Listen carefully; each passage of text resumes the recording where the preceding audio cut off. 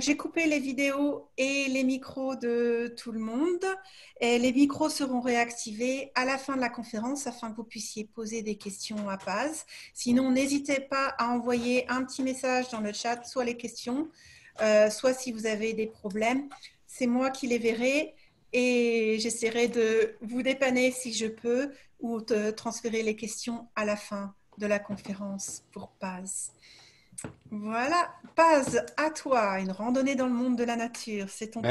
Merci Christelle, merci, bonsoir et merci d'être ici avec l'Alliance française. People that have no video and no thing, so it's All only right, him. So you're up there. Ça va? Oui, oui, c'est bon. Je Pardon, excusez-moi. J'écoute une conversation. Voilà, ça va? Merci. Bonsoir, merci d'être ici avec l'Alliance française. Le thème de notre randonnée, notre balade ce soir dans le monde de la nature, c'est bien sûr la diversité et la gloire de la nature. Mais en particulier, je voudrais explorer certains liens entre la culture humaine et la nature. Comment les humains ont interagi avec la nature. La nature est extraordinairement diverse, mais l'homme et la nature ont toujours été interconnectés. Depuis des siècles, les êtres humains ont cherché de la nourriture dans la nature. Ils ont inventé l'agriculture et la vie, même le chauffage climatique. Ils ont chassé et domestiqué les animaux. Mais ils ont aussi vénéré la nature et ils ont essayé de la comprendre. Il y a tellement de choses dont on pourrait parler à ce sujet que j'espère que notre randonnée ne paraîtra pas trop arbitraire. Pour vous aider, une petite carte. Nous commencerons notre randonnée dans une grotte en cherchant les animaux d'un monde ancien. Et nous explorerons l'idée des bois et des forêts sauvages dans l'imagination humaine. Puis, je vous inviterai à devenir lépidoptériste d'une façon plutôt historique. Et nous finirons avec les oiseaux. Je dois dire que c'est une randonnée personnelle. Je parlerai de mes propres expériences. J'étais passionné par la nature pendant la plupart de ma vie et ça m'a apporté beaucoup de bonheur. Merci pour votre compagnie.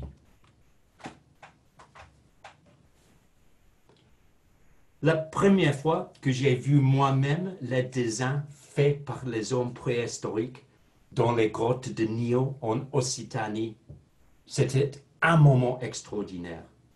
La torche illumine ces animaux vraiment vivants, animaux d'une grande fidélité. Ici, nous avons le bouquetin, chèvre sauvage que l'on trouve toujours dans les montagnes d'Europe. Et dessus, le bison. C'est une créature robuste et dangereuse. Celui-ci est un mâle avec sa grande bosse. Mais regardez avec soin. Est-ce qu'il a été transpercé par une lance? Que veulent dire ces dessins anciens? Est-ce qu'ils ont des pouvoirs magiques pour aider la chasse, pour que les chasseurs aient l'agilité du bouquetin, la puissance et férocité du bison? Et il y a plus de mystère. Pourquoi ces figures sont-elles dans la grotte la plus perdue, la plus difficile d'accès? Probablement qu'il s'agit de rituels spirituels, de rites d'initiation. Vous voyez ici aussi un champignon. C'est l'Amanite tumuche. Son nom en français comme en anglais vient de la tradition de mettre le chapeau de ce champignon dans un bol de lait pour attirer et tuer les mouches. Et c'est toujours le champignon iconique des contes de fées. Mais c'est aussi un hallucinogène. Et bien que ça soit polémique, quelques archéologues ont suggéré que peut-être les hommes préhistoriques ont utilisé ce champignon pour provoquer des visions, comme les chamans de quelques tribus indigènes en Sibérie. Mais, comme nous verrons avec les papillons, le symbolisme de la nature est difficile à interpréter. Mais, dans cette grotte, dans la lumière vacillante, nous avons une vision nous-mêmes au début de notre randonnée, une vision d'une nature sauvage. Maintenant, si on veut voir les bisons en Europe dans les bois sauvages, il faut aller à la forêt de Białowieża, à cheval sur les territoires polonais et biélorusses. La forêt est énorme et d'une biodiversité très riche. Partout, il y a du bois mort et les clairières où les arbres immenses ont tombé. S'il fait du vent, on n'est pas permis de randonner dans la forêt, car c'est trop dangereux. À crépuscule, j'étais mal à l'aise. Nous cherchions les pics et les hiboux, mais nous avons vu les grottes d'un loup et nous savions qu'il y avait une meute assez près de nous. C'est une forêt d'une autre époque, mais cela dit, on peut toujours trouver une bière moderne à boire, la bière de Joubres, de Bison. Les Polonais sont fiers de leur bison. Ces forêts, qui sont restées à l'écart des influences humaines, et les bisons eux-mêmes, sont devenus depuis longtemps un symbole de la nature sauvage et paradoxalement de la puissance de l'homme contre la nature.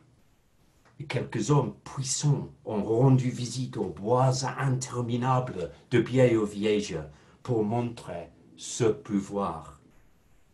Le tsar russe avait un pavillon de chasse, un palais en réalité, dans la petite ville de Białowieża, et un chemin de fer et sa propre gare pour qu'il puisse aisément pénétrer les forêts et chasser les bisons.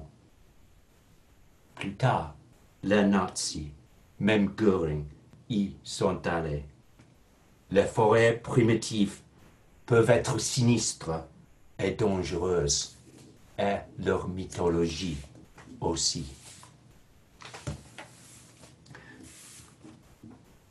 Avant les horreurs de la Deuxième Guerre mondiale, les Allemands ont essayé de recréer un autre animal que l'on peut voir sur les murs des grottes préhistoriques. Un animal même plus terrifiant que le bison, l'ancienne vache sauvage, l'immense aurochs, qui figure dans les légendes germaniques. Cependant, l'aurochs reconstitué de Eck est moins grande que la bête originale, bien qu'il soit féroce. Et en Angleterre, on peut encore trouver une ancienne espèce de bétail qui pourrait être un ancêtre de notre vache moderne.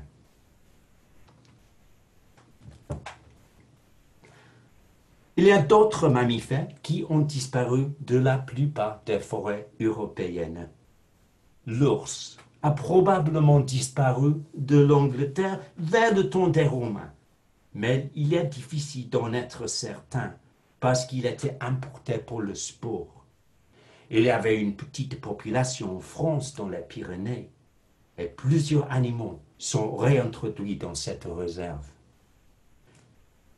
Ce n'est pas difficile de trouver les sangliers en France, mais cette espèce s'est échappée des fermes en Angleterre et on peut les trouver maintenant dans les bois comme ceux de la forêt de Dean. En Angleterre, on observe que le rouge-gorge suit toujours le jardinier quand il travaille dans le jardin. C'est parce que les jardiniers, comme les sangliers, dérangent les invertébrés et que les rouges-gorges pensent que nous sommes des sangliers. Un autre mammifère que l'on peut trouver de nouveau en Angleterre est le castor. Il y a longtemps, le castor habitait dans les marais énormes de l'est de l'Angleterre. Donc nous avons une vie avec le nom de cet animal, la vie de Beverley. On est en train de réintroduire cette espèce en Angleterre. Les premiers petits castors viennent de naître cette année en Yorkshire. C'est un animal qui va être de plus en plus important pour contrôler les inondations. Le loup est un autre animal qui n'est qu'un spectre dans le paysage anglais, avec la vie de Wolverhampton. Les derniers loups ont été tués au XVIIIe siècle en Écosse, mais avant cela en Angleterre. Comme nous voyons, les bois anglais ont beaucoup changé. Maintenant, il n'y a pas plus de sous-bois à cause de la grande population des chevreuils ici, qui n'ont plus de prédateurs naturels. Sans un sous-bois épais, les rossignols, par exemple, vont disparaître. Je crois que la première raison pour laquelle j'aime la nature, c'est parce que j'ai passé la plupart de mon enfance à jouer dans les bois anciens, sombres et silencieux. Mon père était pasteur d'une église isolée. Pour moi et mes amis, les forêts et les champs étaient vraiment préhistoriques et nous étions les chasseurs indigènes. Nous avons fabriqué les campements et les arcs et flèches, grimpé aux arbres, cueilli les mûres et les noisettes vertes.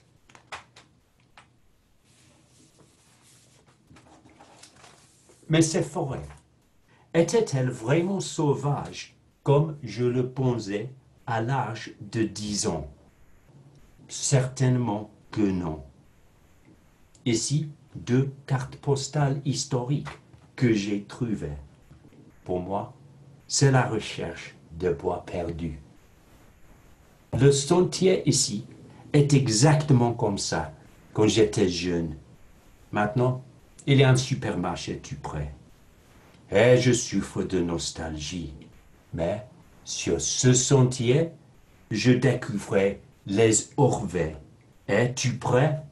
Dans l'un des bassins de mon enfance qui ont maintenant disparu, les tritons. Regardons les photos. Les enfants avec leur petite récolte de fagots.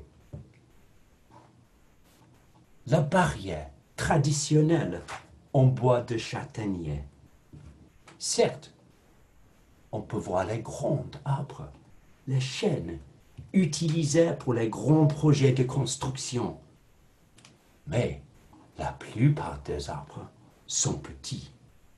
Lui, les noisettiers et les charmes étaient taillés régulièrement, tous les 5 ou 7 années, pour donner bois de chauffage, pour les utiles, les poteaux, les barrières ou pour les charbons de bois.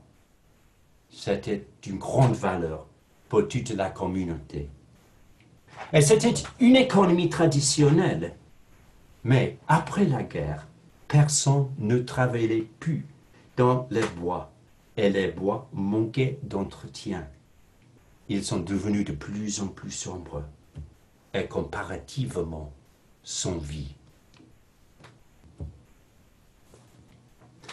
Ici, nous avons un exemple de ce qui se passe quand les bois sont laissés à l'abandon et deviennent plus sombres. Le moyen nacré est un papillon magnifique qui a besoin de chaleur, de lumière et de violettes pour ses chenilles. C'était un insecte très répandu en Angleterre avant la guerre, que l'on pouvait trouver par exemple dans les bois de Hastings. Les naturalistes anciens parlent des centaines de moyens nacrés dans les clairières. Mais quand les bois ont été abandonnés, il a disparu. Ces marques montrent où le papillon a disparu. Partout à l'ouest et au sud-est de l'Angleterre, dans les régions les plus boisées du pays. Je ne l'ai jamais vu dans mes bois.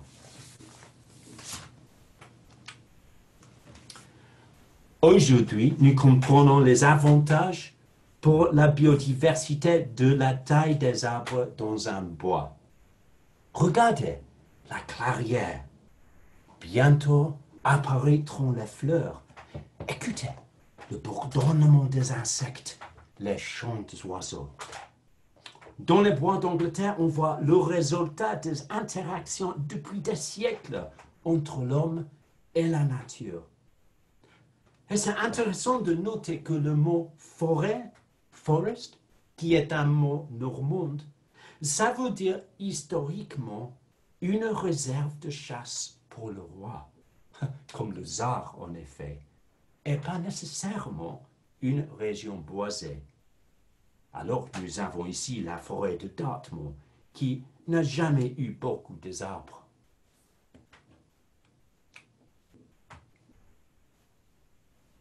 Quand j'étais jeune, il y avait beaucoup de choses qui provoquaient une curiosité pour la nature.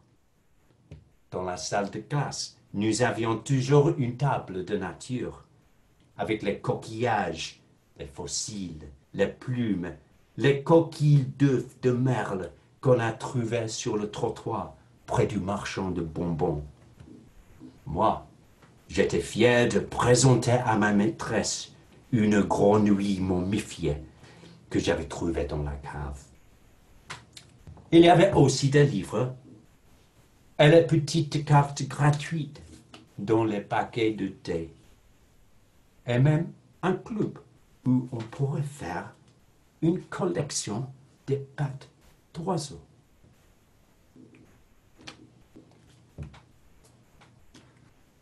Probablement du fait de mon éducation, j'ai l'habitude quand je randonne de chercher les animaux et les plantes dans les églises. Ici à York, à l'église de Saint-Denis, on peut trouver ce fauconnier magnifique. Et il y a encore un lien entre la nature et la culture. Car j'aimais bien le foot, auquel je jouais avec beaucoup d'enthousiasme, mais peu de talent. Alors pour moi, c'était le foot de table, jeu qui était très populaire à l'époque, le Subbuteo. Mais pourquoi Subbuteo? C'est un nom étrange. C'est un peu compliqué, mais le symbole de ce jouet est un faucon. Son nom scientifique est Subbuteo, parce qu'il est plus petit qu'un buteo, ça veut dire une buse. Et en anglais, le nom de ce faucon est le hobby, ça veut dire un passe-temps. Les mots obéro et hobby viennent de l'ancienne verbe française obeler, de harceler l'ennemi. Et le faucon obéro est un rapace migrateur qui chasse les hirondelles et même les martinets à toute allure.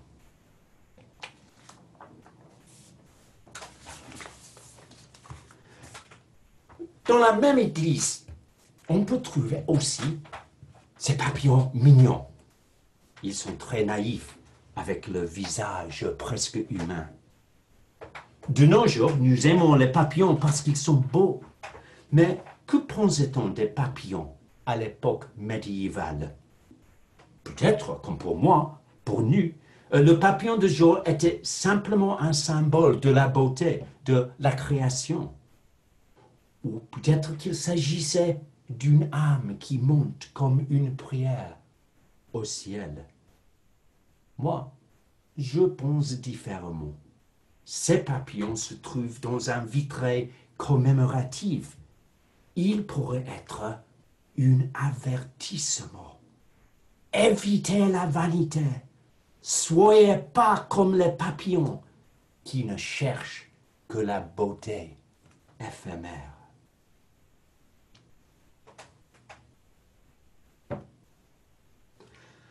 C'était pendant le XVIe siècle que les gens ont commencé à collectionner les papillons de jour et de nuit.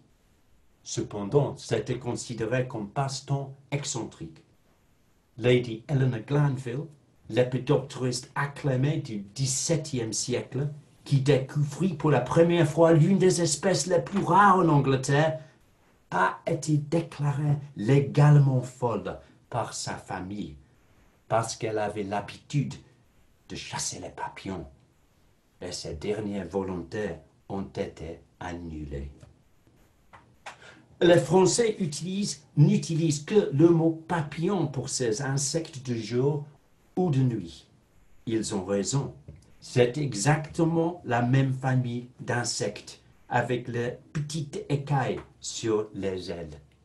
Mais on peut voir aussi qu'un papillon de jour a toujours une antenne avec une massue.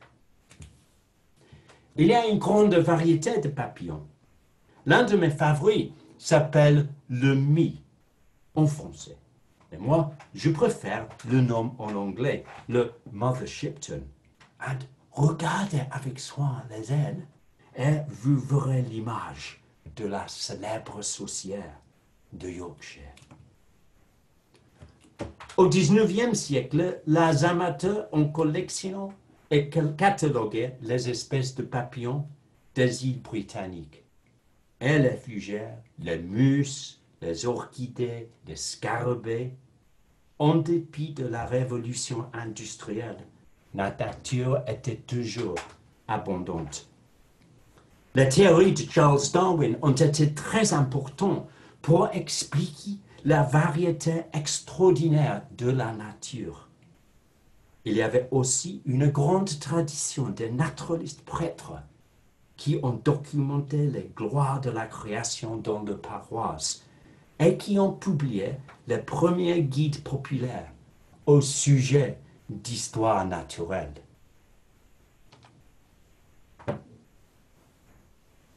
J'aime bien les livres du XIXe siècle, particulièrement ceux qui essaient de décrire toute la panoplie de la nature. L'univers, les infiniment grands et les infiniment petits, de Félix Archimède Pouchet, chirurgien, biologiste, physiologiste, botaniste, zoologiste, membre de l'Académie des sciences et de la Société linnéenne de Normandie, est un bon exemple.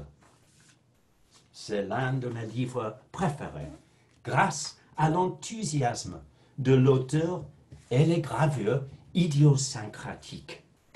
Alors, Monsieur Pouchet y présente les animalcules, le monde rendu visible par l'extraordinaire microscope.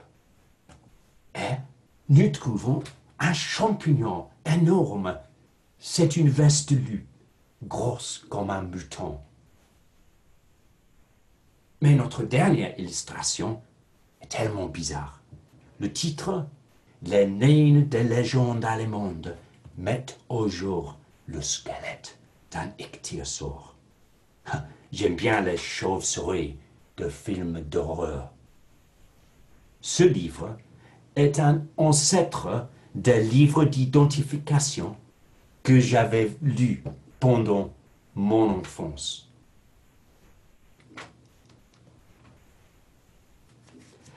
J'étais si captivé par la littérature de l'histoire naturelle du XIXe siècle qu'avec quelques amis, on a décidé de fonder une société consacrée à la revitalisation des techniques obscures de l'histoire naturelle. On trouve ici deux photos de notre pique-nique il y a quelques années. Excuse-moi, c'est moi-là avec les moustaches complètement ridiculeuses. La collection des œufs, bien sûr, ne nous intéressait pas.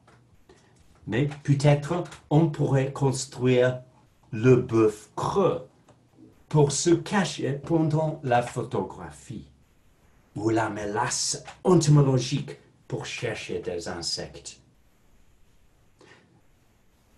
La mélasse entomologique est un mélange dangereusement alcoolique de sucre, de bière et de rhum.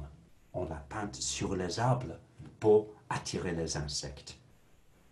Mais aussi, c'est très important de faire votre exploration de la nature avec quelque chose pour vous rafraîchir.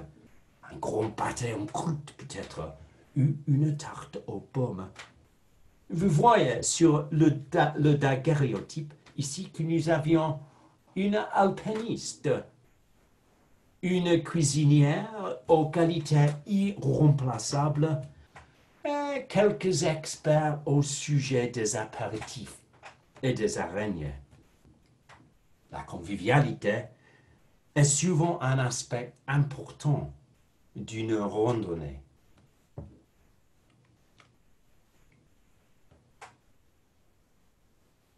Vers la fin du XIXe siècle, les gens ont pris conscience du fait que la nature était en danger.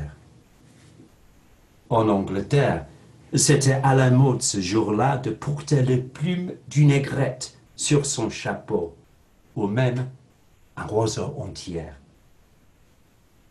En France, la Ligue pour la protection des oiseaux a été fondée pour protéger les oiseaux comme la citelle de Corse, le seul oiseau endémique qu'on ne peut voir ailleurs de la France métropolitaine. Mais le plus grand problème était une compagnie de chemin de fer qui offrait les billets spéciaux pour aller de Paris à la Bretagne pour chasser les maquereaux-moines, oiseaux iconiques des falaises. Cependant, il faut dire que les liens entre les hommes et la nature sont souvent compliqués. Et quand je suis allé en Islande, j'ai vu des Islandais qui attrapaient les maquereaux-moines pour les manger.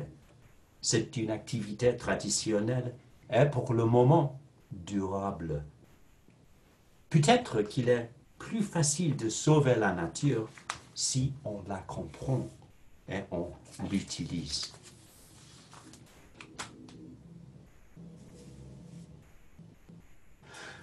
Quand je dis que je m'intéresse aux oiseaux, tout le monde pense que je dois être un twitcher.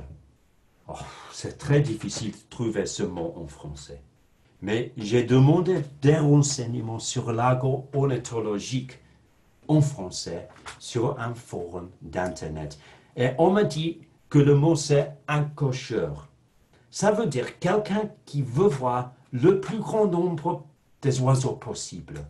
On met une coche, une croix à côté de chaque espèce qu'on a vue.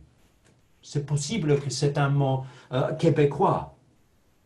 Au Royaume-Uni, on peut voir plus de 400 espèces éventuellement. Mais bien que ça soit palpitant de voir une espèce d'oiseau pour la première fois, la plupart des ornithologues amateurs font beaucoup d'autres choses concernant les oiseaux.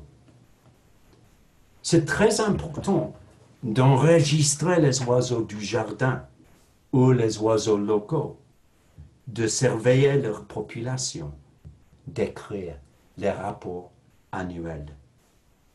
Et les experts mettent des bagues sur les oiseaux pour étudier la migration près des observatoires ornithologiques, comme on en trouve à Spurn, en Yorkshire, ou sur l'île d'Oisson, sur la côte bretonne.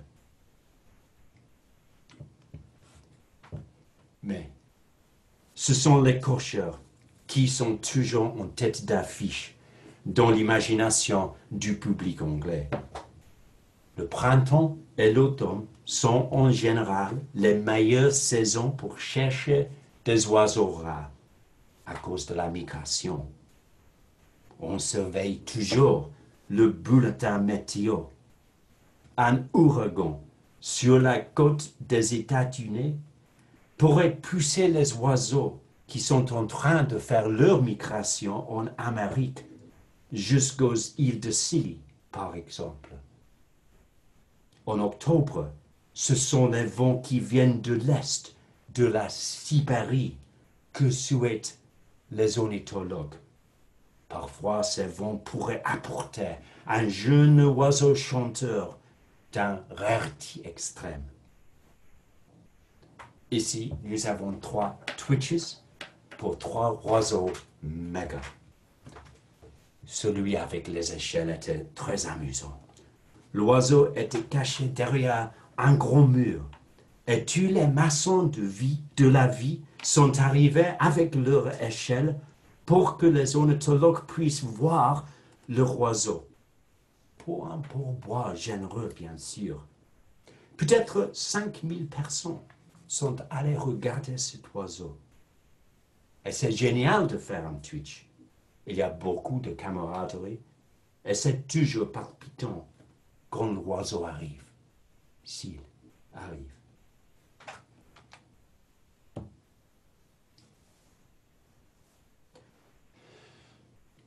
Peut-être que vous avez entendu parler d'un vautour énorme qui est apparu en Derbyshire cet été. Il s'agit d'un gypaète barbu, rapace énorme avec une touffe de plumes qui fait saillir sur son bec comme une barbe noire. Selon la légende, le dramaturge grec Échille a été tué quand un aigle a laissé tomber une tortue sur sa tête. En réalité, c'est probablement le gypaète qui a fait ça, car ces vautours sont des charogners et mangent les os qu'ils brisent en les laissant tomber dans l'eau sur les rochers. Auparavant, on trouvait les gypas dans toutes les chaînes de montagnes en France. Cependant, il y a une centaine d'années, le gypa a disparu des Alpes à cause de la chasse. Il ne restait qu'une population vulnérable dans les Pyrénées. Maintenant, cette espèce a été réintroduite dans les Alpes et aussi dans les Grandes Causses et les Cévennes pour reconnecter les populations. Je serais très surpris si nous voyions un gypaète pendant notre randonnée, parce que ce n'est guère un oiseau anglais.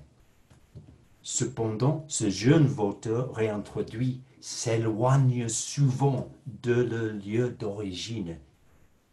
Il est difficile de savoir si la population des Alpes est déjà autonome, si elle peut se maintenir sans soutien humain, et si le vautour en Angleterre est vraiment un oiseau sauvage. Sur la diapositive, on peut voir que le même vautour a été repéré en Belgique et qu'un autre jeune vautour a fait un tour de la France et des Pays-Bas. Les gypas de Pyrénées ne quittent jamais leurs montagnes originaux.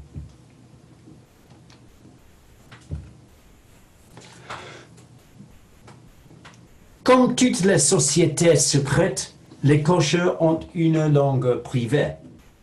On a déjà parlé des mégas, des oiseaux d'une extrême rarité. Mais un bloqueur, c'est un oiseau qui est très difficile à ajouter à sa liste. Par exemple, la dernière fois qu'on a vu cette espèce de hutarde en Angleterre était l'année de ma naissance. Et je ne l'avais pas vue de ma poussette. Alors, elle est donc un bloqueur pour moi. On ne voudrait jamais être un stringer dans le monde de la nature. Ça veut dire quelqu'un qui pense toujours d'avoir trouvé une espèce rare, mais en réalité, il a mal identifié. Il faut ne pas perdre de vue le fait que la plupart des oiseaux sont les espèces répandues. Si on type un oiseau, ça veut dire qu'on n'a pas réussi à le trouver. Les cocheurs sont souvent abattus comme ça leur arrive. Peut-être qu'ils ont voyagé toute la nuit pour chercher cet oiseau. Mais si vous avez vu l'oiseau, vous pouvez faire un grip à vos amis. Ah, Paz, tu n'as pas vu le GIPA. C'est pas sur sa liste. C'est incroyable. Je pensais que tout le monde a vu cet oiseau. C'est agaçant. Mais c'est quelque chose de traditionnel et d'amusant dans le monde des cocheurs. Je voudrais conclure cette conférence en parlant non pas des oiseaux rares, mais plutôt des espèces communes, la nature au quotidien que tout le monde connaissait quand j'étais jeune. Ma grand-mère m'a dit que le brun jaune chante toujours les mots A little bit of bread but no cheese. Ah, ça marche pas bien en français. Un peu de pain, pas de fromage. Ou peut-être je prends la baguette mais pas de compter. Mais ces mots simples fournissent une méthode exceptionnelle pour apprendre le chant de ces oiseaux. Pendant mon enfance, les bruns jaunes étaient partout. Les mâles glorieux chantaient au cime des arbres ou le long des haies. Maintenant, la population des bruns jaunes a diminué de 90% en Angleterre depuis les années 70. En Cornouailles, ils ont déjà complètement disparu. Une fois à l'école, j'ai demandé à mes étudiants comment s'appelle l'oiseau qui chante A Little Bit of Bread, mais personne ne le connaissait. Et malheureusement, la situation en France est aussi grave. Depuis seulement une quinzaine d'années, la France a perdu un tiers de ses oiseaux. 30% ont disparu. Il s'agit en particulier des oiseaux des régions agricoles, probablement à cause de l'agriculture intensive. Les insecticides ne laissent rien à manger pour les oiseaux. Il n'y a plus de chaume. Les régions naturelles sont fragmentées.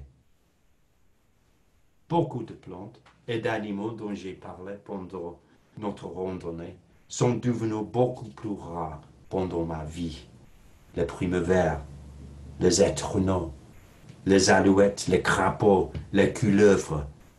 Maintenant, il n'y a jamais beaucoup d'insectes écrasés sur le pare-brise quand on conduit sa voiture.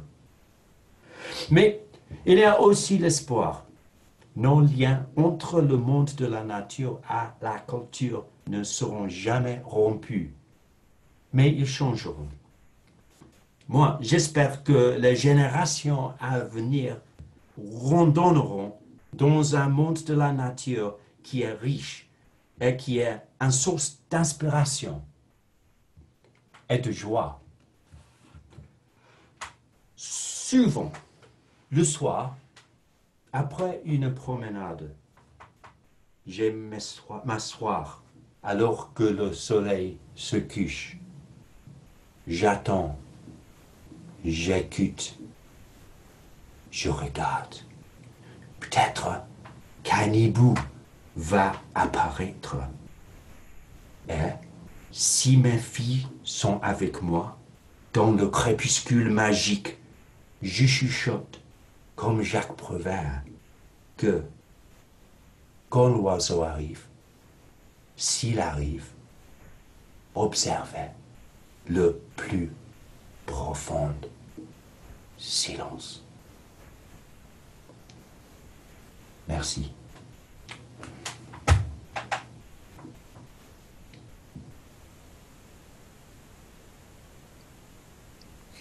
Merci beaucoup, Paz, pour cette présentation absolument passionnée et nous faire partager ta passion.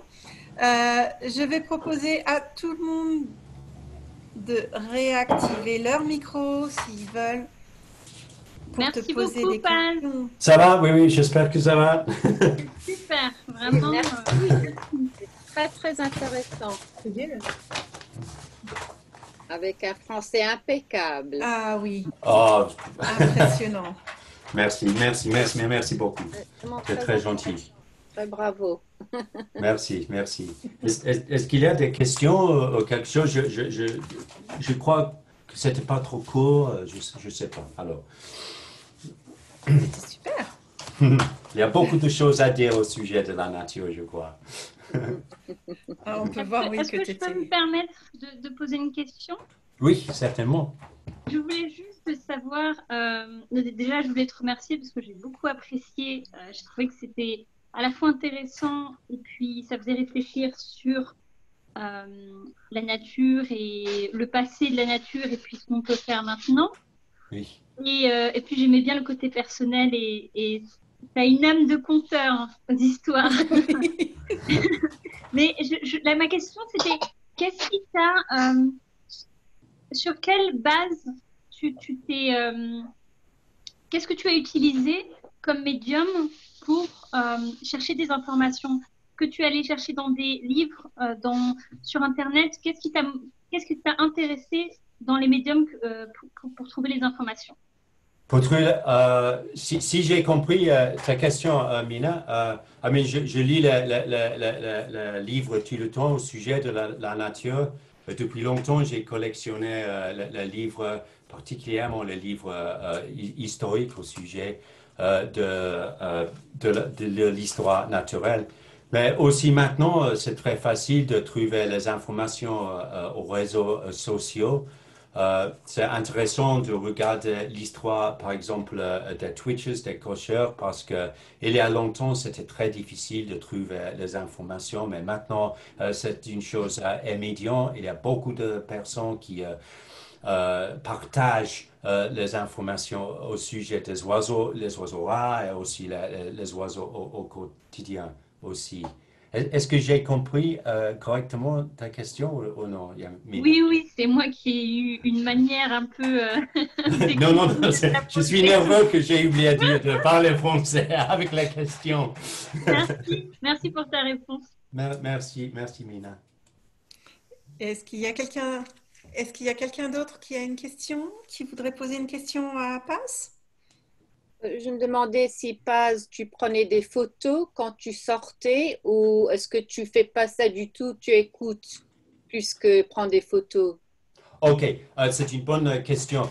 Il y a quelques années, j'ai pris beaucoup de diapositives, mais en général, c'était avec un macro lens. Je ne sais pas comment dire ça en français, mais j'ai photographié, j'ai pris beaucoup de photos des insectes, en particulièrement des papillons de jour d'Angleterre. Mais je ne prends pas les photos des oiseaux moi-même parce que c'est très cher. Euh, et aussi, on doit avoir beaucoup de patience. Et moi, je cherche toujours quelque chose de nouveau. Et je n'aime pas être dans le même endroit pour longtemps pour prendre les photos comme ça. J'ai pris beaucoup de ces photos dans cette présentation, mais pas les photos en général des oiseaux et les choses comme ça. J'ai des amis qui prennent beaucoup de photos. Et en généralement, si vous allez sur un Twitch, dans le passé, il y avait toujours quelqu'un là qui avait déjà les photos de l'oiseau rare pour qu'on peut l'acheter. Ouais, merci. Mhm. Est-ce que tu fais des enregistrements aussi des bruits des oiseaux ou d'autres animaux? Non, je ne l'ai pas fait moi-même, mais il y a des nouvelles méthodes qu'on peut utiliser. Par exemple, j'ai parlé un tout petit peu de la migration des oiseaux. Et maintenant, les amateurs ornithologues ont commencé de mettre les microphones directionnels, peut-être, dans leur jardin. Et pendant la nuit, on peut faire des enregistrements des oiseaux qui sont en train de faire leur migration.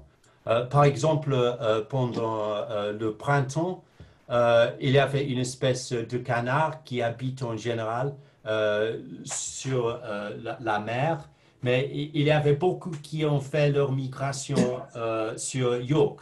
Quelques amis ont fait des enregistrements pour voir où on peut trouver ces canards pendant leur migration.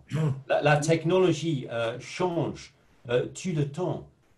Je dirais quelque chose aussi d'autre. Moi, je ne suis pas vraiment expert au sujet des oiseaux, mais par exemple, quand je suis allé en Pologne avec mon ami pour chercher les bisons et les pics, les hiboux, lui, c'est un amateur ornithologue incroyable. Et je crois qu'il utilise le son des oiseaux d'abord, pas ses yeux. Il écoute et c'est incroyable. Il dirait, ah, il y a ça là, il y a une autre espèce là. Et moi, je ne les écoute pas. Les oreilles sont très, très importantes quand on veut trouver les oiseaux.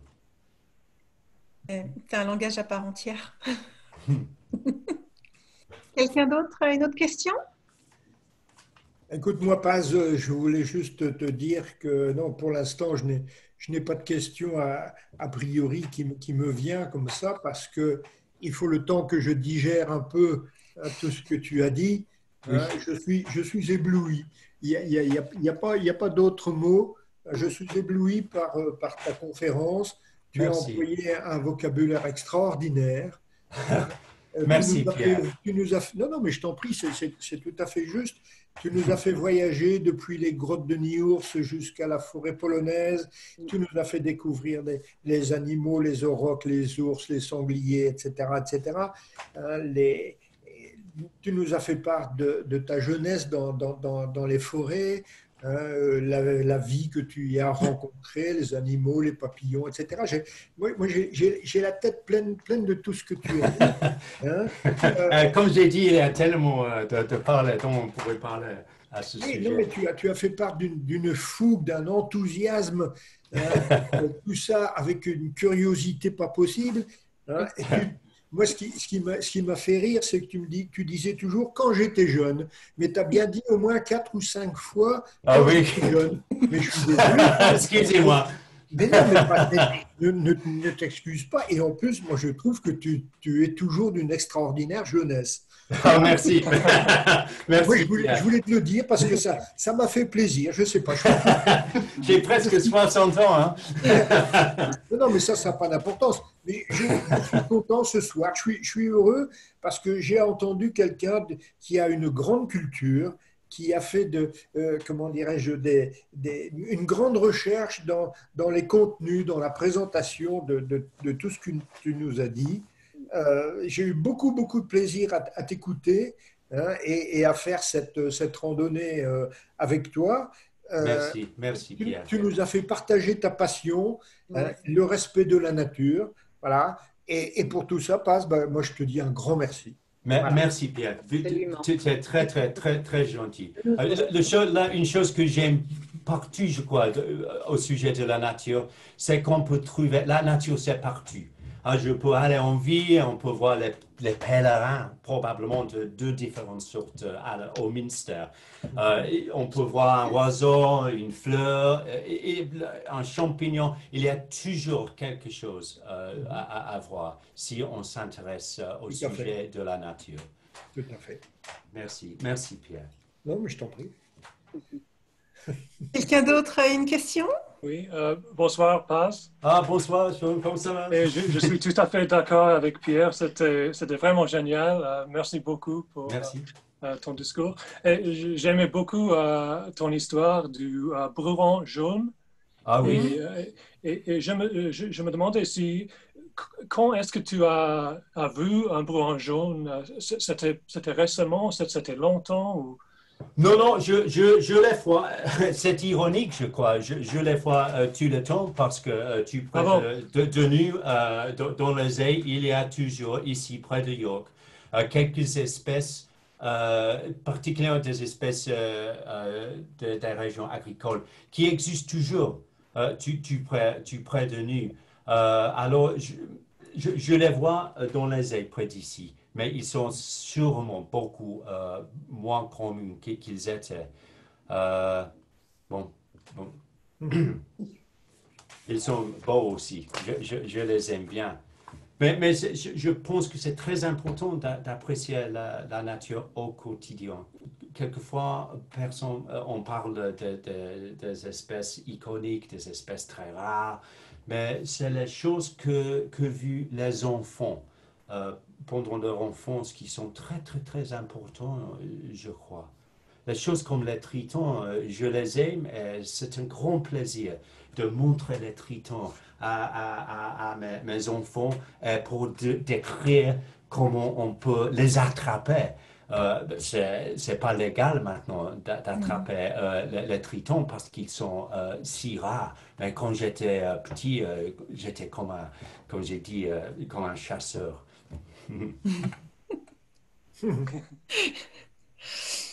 Quelqu'un d'autre a une question ou un commentaire? Oui, je voudrais aussi te dire bravo, Paz. C'était Merci, très Claudie. intéressant. C'était très intéressant. Une question, tu peux me dire où se trouve l'église Saint-Denis à York? Oui, c'est à Wombgate. Ah, Wombgate. À Wombgate, oui, près de Fossgate. Ok. Oui, on peut y aller. Il y a les vitrails très intéressants là. Mais c'est incroyable ce qu'on peut trouver dans les églises. Je pensais que peut-être j'allais montrer les vitrails d'une autre église près de la côte. En effet, c'est une vitrail où toutes les murs sont couvertes de l'histoire de la création. Si vous allez là, on peut voir une grande variété des animaux. Et il y a beaucoup de symbolisme aussi aux légendes, les histoires religieuses au sujet des animaux. Et aussi plus sur le ton de la plaisanterie. Donc, tu as expliqué ce que c'était un cocheur pour les oiseaux. Oui. Est-ce qu'on dit aussi un cocheur pour les trains ou pour les avions? Moi, ça, je ne sais pas. C'était sûrement un site d'Internet au sujet des oiseaux. Mais c'était quelqu'un anglais qui passe beaucoup de temps à l'île d'Ouessant. Parce que ça, c'est très important pour les oiseaux rares. En France, c'est très venteux. Quand j'ai dit s'il y a un ouragan aux États-Unis, on peut trouver les oiseaux qui sont très rares là. Mais c'est moins populaire de chercher les oiseaux rares en Angleterre. Et je crois que souvent, les Français trouvent que c'est très amusant d'aller voir un oiseau rare en Angleterre. Il y a 3000 personnes qui essaient de voir le rare. C'est complètement ridicule. Mais c'est aussi très joli, très génial de faire ça. Oui. Merci. Merci. Une autre question ou un commentaire? Juste un commentaire, peut-être? Non, moi, je Oui. voulais juste dire qu'un jour, ce serait bien, Paz, si tu pouvais nous faire un petit tour dans la nature, comme ça, pour nous faire découvrir ce que toi, tu découvres. Moi, je pense que c'est peut-être pas facile à organiser, mais ce serait bien. J'aimerais bien faire ça. Oui. Évidemment, il n'est pas question d'aller passer la nuit avec toi dans la nature. Fais attention. Je dois boire une bière de Juble, je crois, de Bison, si ça se passe. Non, mais je voulais la placer, celle-là, c'était bien. Mais, non, j'aimerais bien faire ça. Oui, je suis passionné de la nature.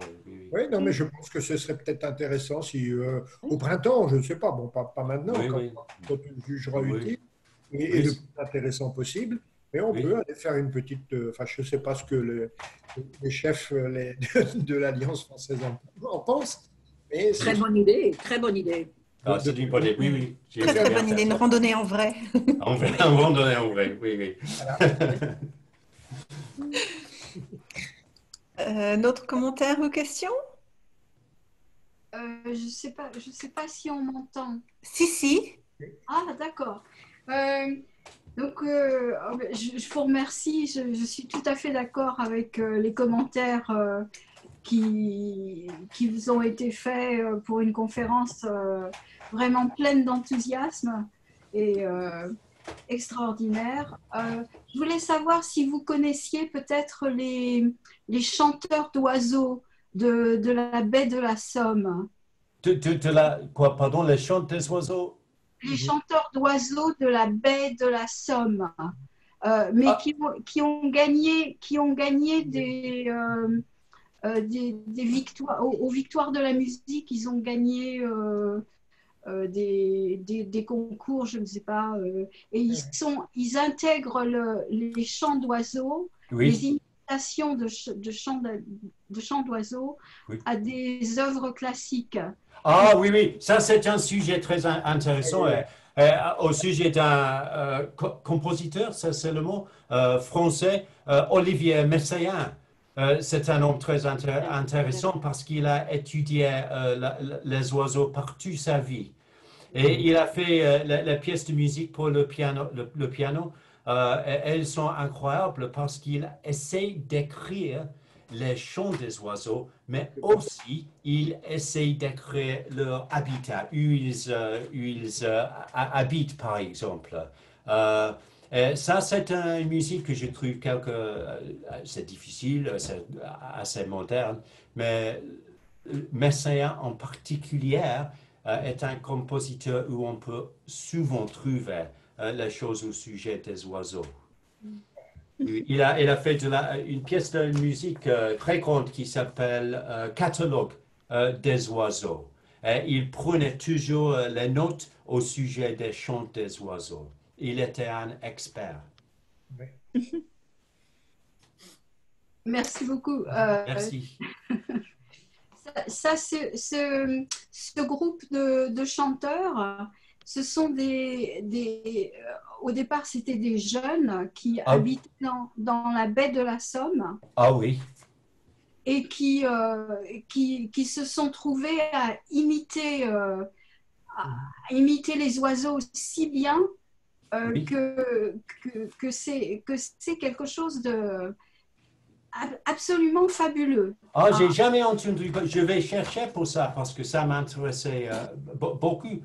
Certainement, quand j'étais en Pologne, nous cherchions l'hibou, le plus petit d'Europe, très très petit, c'est petit comme un étourneau. Nous étions dans les bois, dans les forêts. Nous avions là un guide polonais ce jour-là et il a sifflé. Et immédiatement, le petit hibou est arrivé dans la clairière. C'était incroyable qu'on peut faire les choses comme ça. Mais on doit faire attention avec les oiseaux rares, par exemple avec les enregistrements. S'ils ont un nid, par exemple, c'est pas une bonne idée de jouer un enregistrement du chant de cet oiseau si elle est dans son nid, si on comprend ça.